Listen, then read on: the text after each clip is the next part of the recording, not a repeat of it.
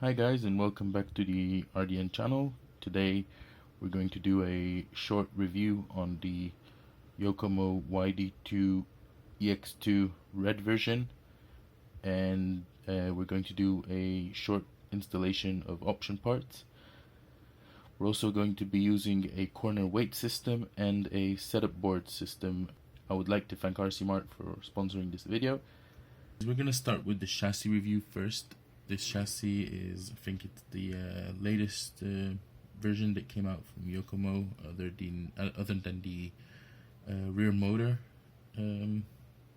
option that came out now. So this has the curved sliding rack on it. It's right now all plastic other than the red aluminum parts, which you get stock with the kit, and it has the red YOKOMO, I think they're big bores, correct me if I'm wrong guys. And what we're going to do is we're going to upgrade this chassis a bit. We're going to change this servo to a low profile high speed servo, to just get it correct with the other colors on this chassis. And we're going to be using all the option parts available for this chassis. So we'll start with the front end and go to the back end. In the front end we're going to be installing the YOKOMO option part aluminum front knuckles, kingpin angle, YOKOMO front upper A-arms, left and right,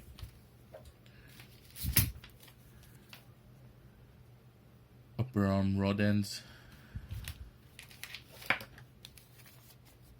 lower arms, short arm. In the back we're going to be upgrading to the adjustable rear H-arm kit with the YOKOMO chamfered rear hub carrier, and we're going to be installing more cooling for the motor, the hypercooling fan for the motor. It's gonna go up here.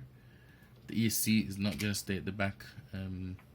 Later on, when we use the weighing distribution, I'll show you the weight distribution when the ESC is in the rear and when the ESC is in the front, and I'll explain the advantages of having more weight in the rear than having more weight towards the front. Alright guys, so the first thing we're going to do is we're going to start with the servo replacement. I'm going to be replacing this servo with a Power HD low profile high speed digital servo. It's the 1206TG digital coreless. So to replace the servo we're going to be opening 1, 2, 3, 4 screws, unmount the arm from the pin, and replace the servo. Guys, so our servo has been replaced. As you can see, Power HD, red stripe, carbon wrapped the top of the servo just to, you know, make it look alike. And now we're going to go on for the front suspension. Front arms, we're going to start with them. Front arms will remove the pin locker from the front, which is a 1.5mm screw. We'll remove the shaft. I think it's a 2.5mm shaft which holds the arm in place, and we will replace the whole thing with our new aluminium arm. So front arms have been replaced. I know we have a lot of positive camber. This will be fixed later on the setup station. I made sure that the arms are at the right length, that way when we open them equally together. Now we're going to go down to the lower arms. This is a bit more tricky because we need to unmount the suspension mount and remove the pins from the lower arms, and then remove the arms. Alright guys, I'm very sorry. I did the front knuckles when I was already doing the lower arm, because it's the logic thing to do, because when you remove the lower arm, you're basically dislocating the bottom ball of the knuckle. So it was just, like I said, the correct thing to do was to already replace it. So yeah, you missed the explanation on that one, but it's pretty much straightforward. You remove 1, 2, 3 ball links, the shaft itself, and you just replace the balls into the location on the new aluminium knuckle. I'm just connecting the shocks.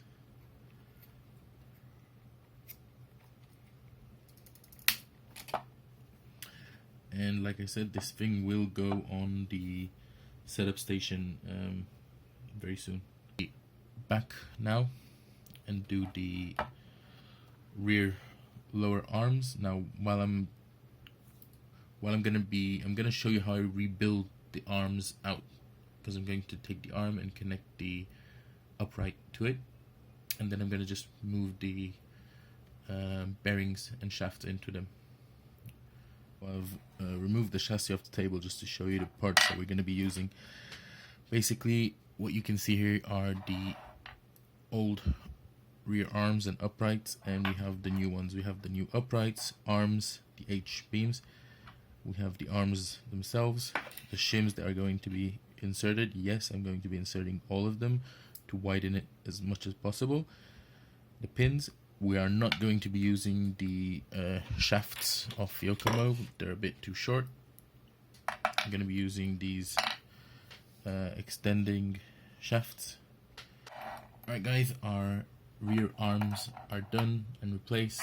We have our original YOKOMO shafts, uprights and arms. The pins will go in the car. I did transfer the white bushing from the YOKOMO shafts to the air racing shafts, so I'll have a better fitment in the diff. And other than that, very straightforward. So I'm gonna now put these in the car and talk to you after we do that. Alright guys, the rear is done, also the front is done. We've finished changing all the aluminum parts. Sadly, this video is becoming very long, so I'm going to split it into two halves. The first half, what we've been watching, will be the basically review of the parts and what we're changing, and the second part will be the setup using the setup station and weight distribution with the weight scale. So make sure to like, subscribe to see the next videos,